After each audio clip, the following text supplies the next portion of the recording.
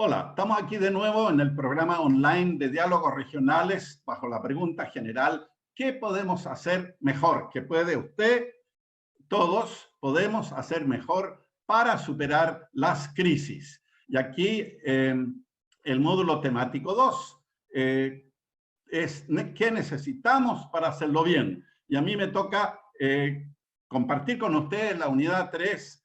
¿Qué necesitamos hacerlo bien? Como respuesta, necesitamos definir qué y hasta dónde descentralizar. Soy Heinrich von Baer, profesor titular del IDER de la Universidad de la Frontera, presidente de la Fundación Chile Descentralizado y vicepresidente de la ex Comisión Presidencial de Descentralización y Desarrollo Regional. Entremos entonces en materia.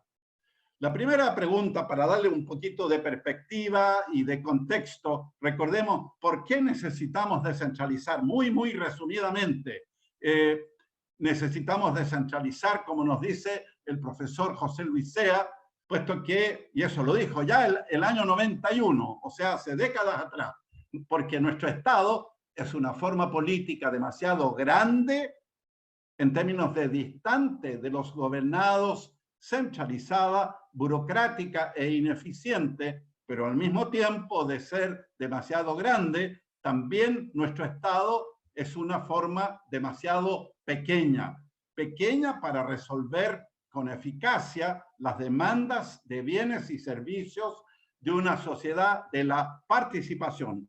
Ojo que ya en 91 José Luis Sea hablaba de una sociedad de la participación que somos hoy muchísimo más que en aquel entonces. Y en un reciente artículo de un libro nuestro, José Luis Sea le pone como título la organización territorial del Estado, es decir, la actual organización territorial del Estado vigente en Chile es un modelo obsoleto, disfuncional para las dinámicas del siglo XXI. Por lo tanto, necesitamos superar la obsolescencia de ese modelo. Recordemos también que Chile tiene una posición bastante impresentable en el contexto de los países de la OCDE. Somos el país con más bajo gasto público a nivel de municipios y de gobiernos regionales. Vean ustedes acá en este cuadro que ordena los países en aquellos que tienen alto gasto público y baja descentralización, alto gasto público y fuerte descentralización, bajo gasto público y fuerte descentralización, y Chile a la cola y al piso de aquellos países que tienen bajo gasto público y baja descentralización. Eso es un gran obstáculo para nuestro desarrollo, sin ninguna duda.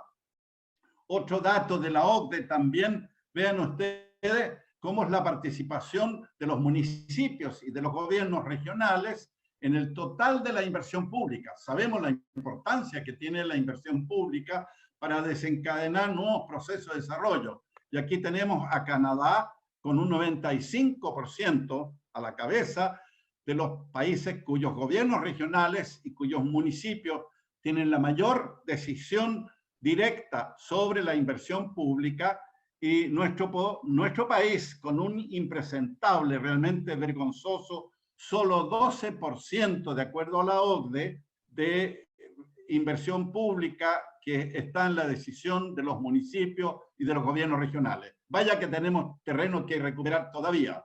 Y este mismo gráfico, que ya lo hemos mostrado en el módulo anterior, nos muestra, pero solo para recordarlo, cómo unos 3, 4, 5 municipios acomodados de la capital tienen 5, 10 y hasta 15 veces más recursos públicos por habitante para atender necesidades básicas de su población que los municipios mucho más pobres, más vulnerables y más aislados. Eso, por supuesto, es necesario corregirlo a la brevedad. Y si nos preguntamos, o ustedes se preguntan, en síntesis, bueno, ¿y qué es descentralización? ¿Qué es lo que es? Básicamente, para hablar de descentralización, tenemos que entender que se trata de traspaso de poder político para poder influir en las políticas públicas y tener buenas políticas públicas en el espacio local y regional, traspaso de competencias y de recursos, pero que sean de decisión autónoma de las municipalidades y de los gobiernos regionales. ¿Con qué fin? Con el fin de lograr un desarrollo humano, social y territorial equitativo y ambientalmente sustentable. En consecuencia, los ejes de acción que debemos verlo como un abordaje sistémico en conjunto, ninguno de esos ejes se nos debe quedar atrás. Debemos abordarlos todos conjuntamente, coetáneamente, porque basta que uno se nos quede atrás para que el sistema en su conjunto se resiente y no avanza bien. Son la descentralización política, con más poder autónomo y mejor política, es la descentralización administrativa, con más competencias, mejor distribuidas, es la descentralización fiscal y económica, la descentralización financiera, con más recursos de decisión autónoma, territorialmente diferenciados y mejor articulados y mejor distribuidos, pero en el sentido inverso, ya no de descentralización desde el centro a la periferia, sino que en el sentido inverso tienen que encontrarse con otro eje, con dos otros ejes, que son el fortalecimiento de las capacidades locales y regionales, llámese desarrollo endógeno, cercano, lo nuestro, la potenciación de nuestros territorios y una mayor participación ciudadana y de la sociedad civil y un mejor control democrático, vale decir un proceso de co-construcción en el que sumemos muchos actores para dinamizar el proceso y controlarlo en cuanto a su mejor avance. También vale la pena que nos preguntemos qué no es descentralización. Bueno, descentralización no es el fin.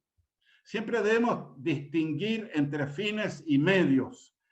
La descentralización es un medio, por cierto, un medio muy importante, el que bien realizado, tiene que ser bien realizado, no de cualquier manera, contribuye a un mejor fin, como ya decíamos recién, al fin, al objetivo anterior y superior del desarrollo humano, social y territorialmente equitativo y ambientalmente sustentable.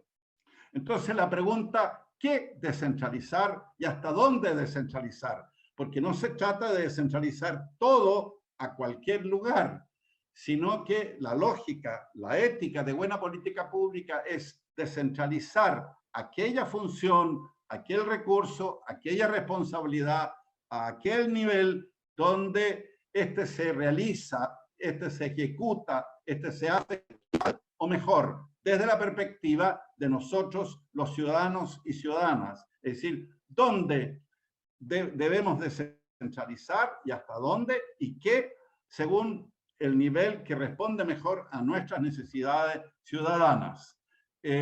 Ahí hay un conjunto de principios orientadores, como por ejemplo el principio de subsidiariedad territorial o vertical ascendente, que también algunos lo llaman el principio de subsidiariedad con solidaridad social y territorial, otros lo llaman el principio de proximidad ciudadana, es decir, lo más cercano al ciudadano posible.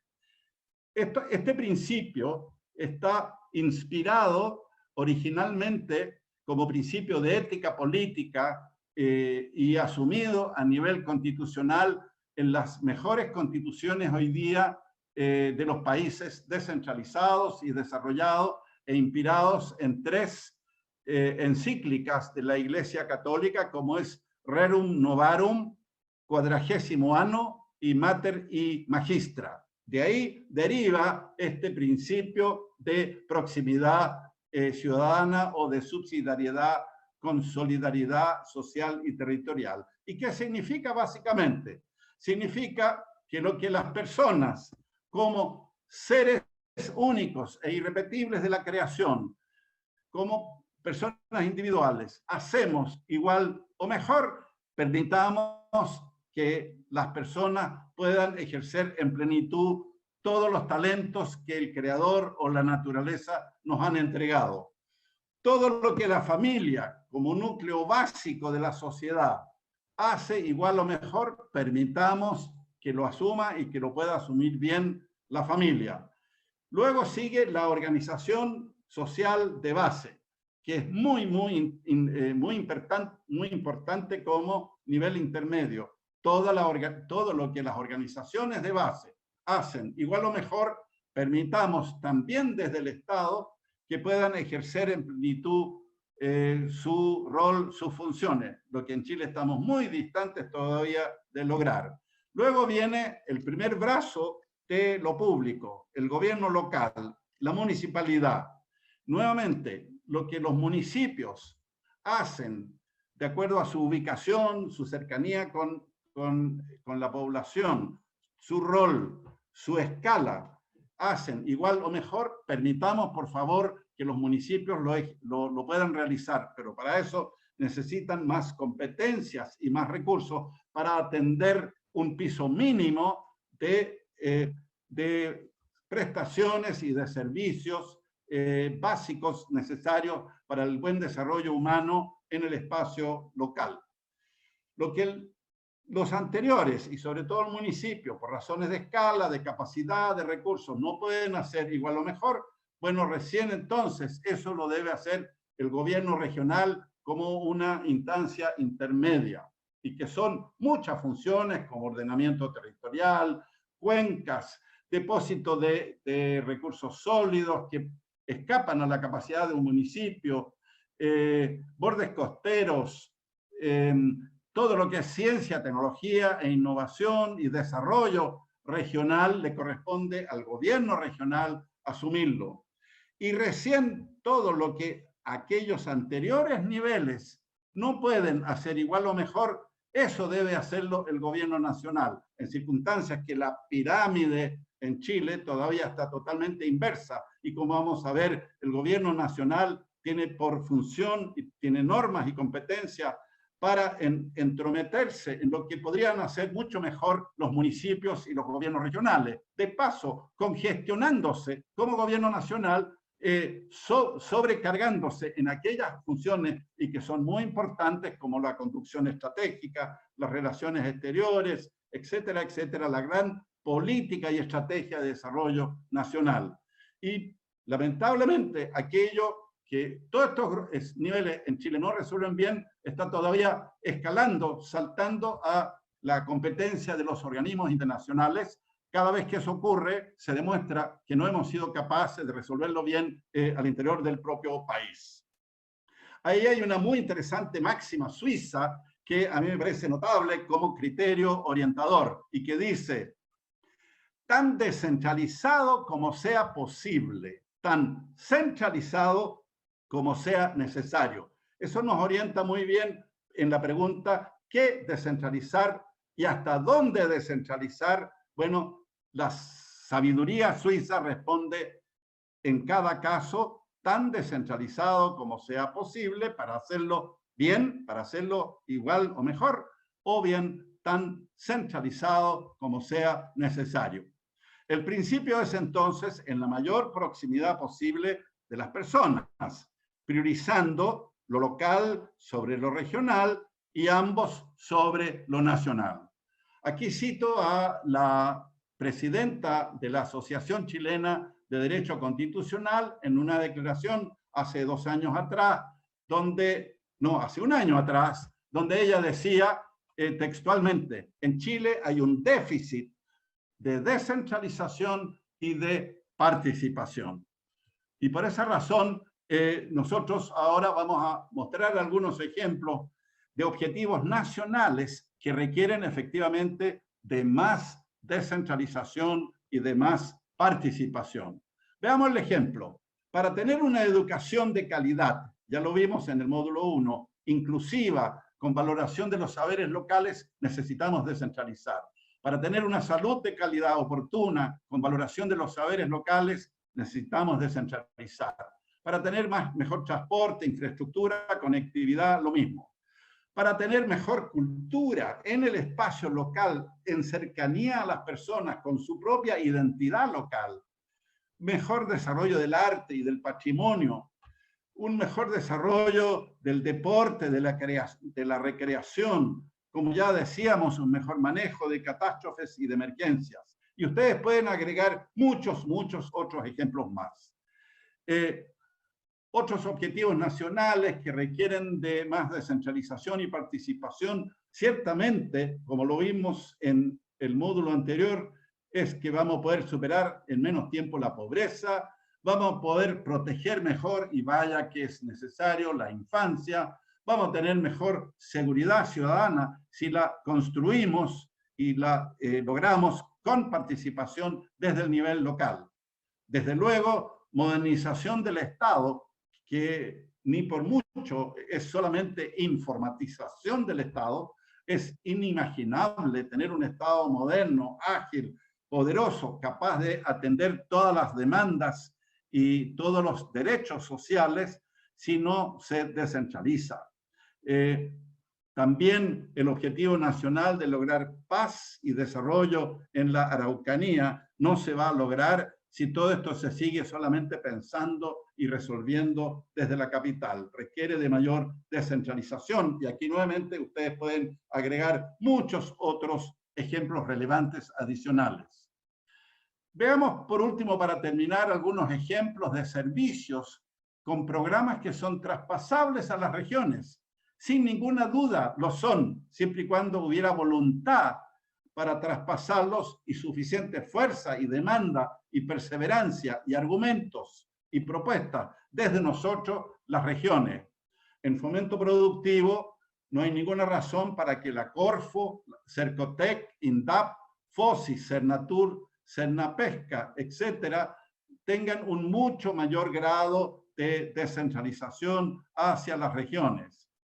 La vialidad, no tiene por qué todo el tema de caminos secundarios seguirse decidiendo, financiando y autorizando o denegando desde el nivel de la capital.